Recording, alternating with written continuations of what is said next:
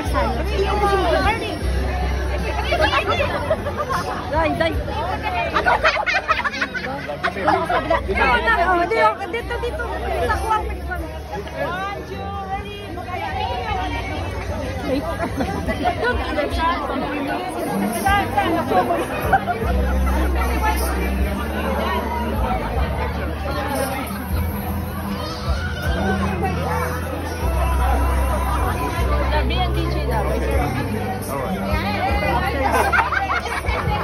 Paging Bing Riley, paging Bing Riley.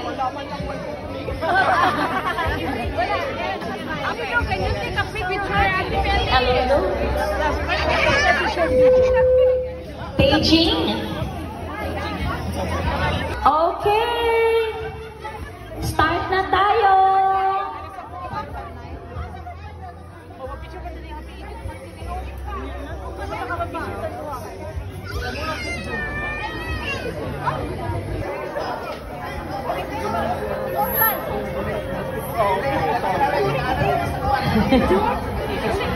Okay, hello everyone. Chance, dali. Hello everyone. Thank you very much for coming. Why am I crying?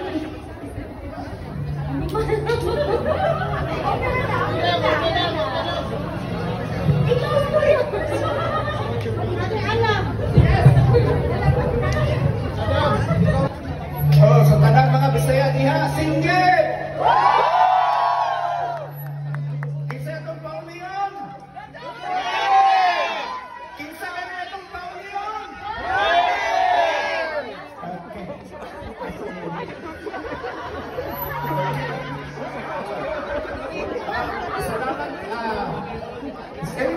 Does everybody here understand Bisaya? English, thank you very much. This is a very good opportunity for us to celebrate our beloved former President Rodrigo Duterte. And to start with, I think we should start with a prayer. How about that? And any volunteers for a prayer? Bing Riley. Basta okay na ko. Please delete that part. No, I don't cry. I don't know why. I'm very happy. Salamat kayo. Thank you very much. It's we didn't know na. Oh, hindi namin alam na you're all coming.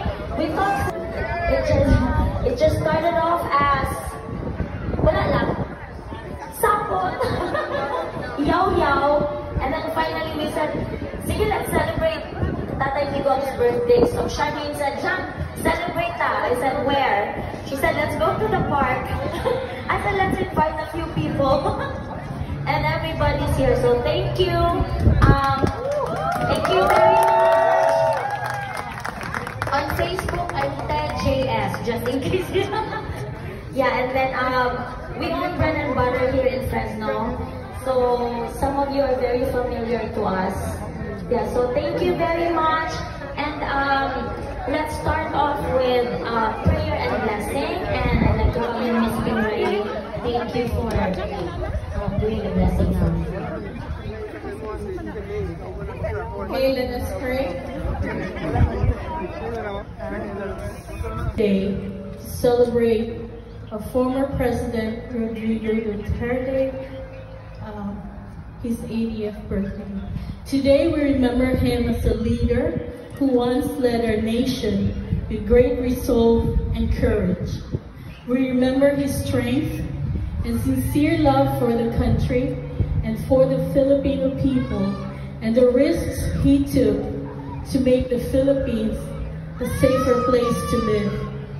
Lord, I know you know where he is right now, and we pray that you will sustain him with supernatural strength and peace that comes from you alone.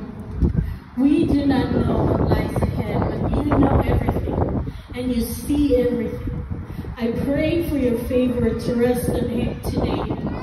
May he find true peace and rest in Jesus, the Prince of Peace, knowing that his life is in your hands. We pray for his family, that you would grant them grace and strength and peace as well. I pray that we as a people will not lose sight of the bigger picture, of the truth that you are a sovereign God, and that one day every person will give an account to you for everything that we have done, and every knee will bow, and every tongue will confess that you are God. And so today, Lord, we commit this event into your hands. May you protect us, may you guide us, and give us joy, knowing that you are in control of everything. And we thank you, Lord, for the life of former President Rodrigo Duterte. He's a gift to us, the Filipino people. We ask all these things in the mighty name of Jesus, our Lord. Amen.